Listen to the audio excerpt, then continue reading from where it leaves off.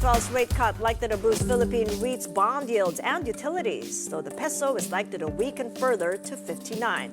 With us now for more is Alfred Benjamin Garcia, research head of AP Securities, Inc. Good seeing you again, Alfred. Welcome to the program.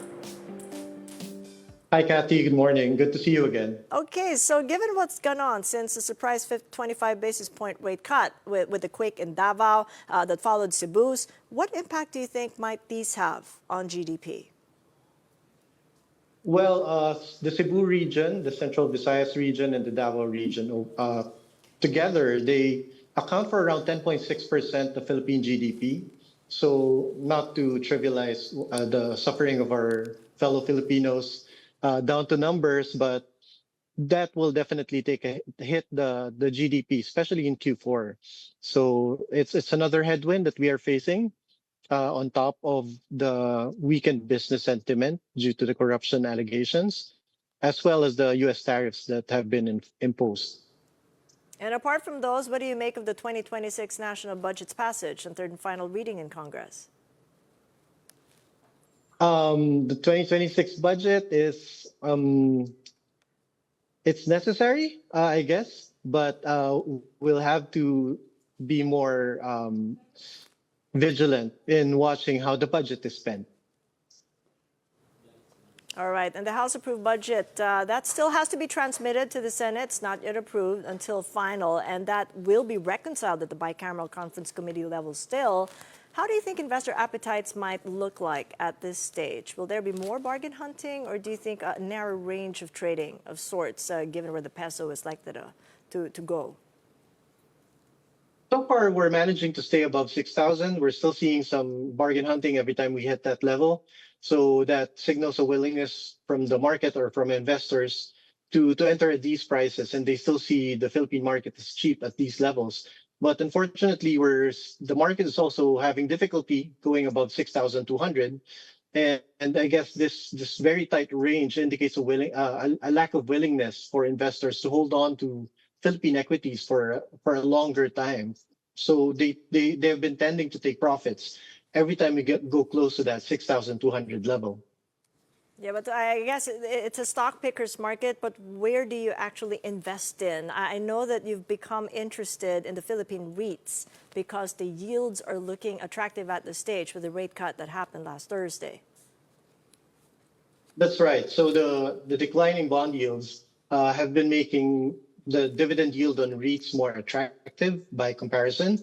And we think that REITs are still given this current environment, is still the best way to get exposure to the property sector, in the sense that it's a bit less risk, and you still have that not really guaranteed, but you have robust dividend yields on top of it.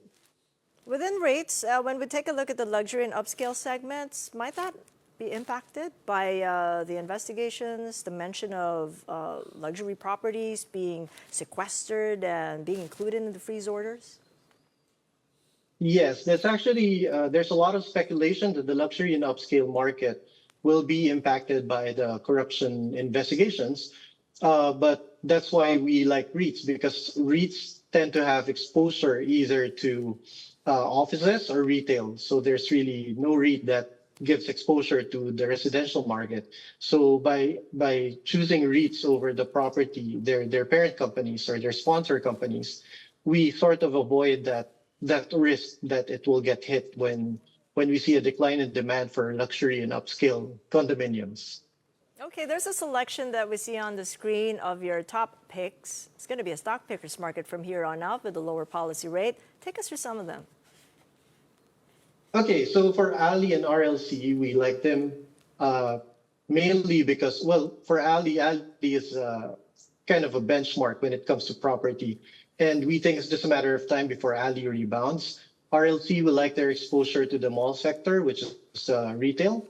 MY is kind of our dark horse pick. It's a construction company. We think that potentially the more increased oversight over smaller contractors would push a bit more business towards the bigger contractors. And then for the rest, it's mostly a play on the declining interest rates. We believe that The lower cost of debt will give them more funds available for expansion, especially for those that are in a very capex heavy sector like Manila Water, AP, and CIREC. Well, the other asset class we have to look at is currencies, the peso. I mean, I've had a conversation with Jello Taninco of Security Bank about 24 hours ago, and he tells me the peso is likely to settle at the 57 level by the end of the year. But you're saying that the peso weakness is likely to persist. How weak and why so? Actually, for the short term, we're seeing a weakness in the peso, especially since the recent rate cut. That has again narrowed the interest rate differential with the United States. And at the same time, the surprisingly dovish tone that the BSP took has sort of weakened the peso. We are watching the 58.30 to 58.50 level. We believe, technically speaking, if we breach that resistance level, there is a potential for further weakness up to above 59. But again, this is short term, and it could be possible that we might settle at around 57 by year end. So could that keep the Bangko Sentral from cutting in December, or could it even encourage it to? Actually, a rate cut in December is still on the table, I guess, given the dovish tone of the BSP. But we will have to see how the peso reacts, how the Q3 GDP numbers look. If the Q3 GDP numbers looks really bad, that might trigger another cut in December.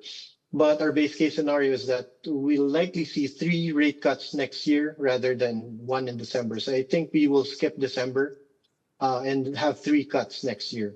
All right, there are lots of moving parts, but thank you so much for your insights. Alfred Garcia of AP Securities.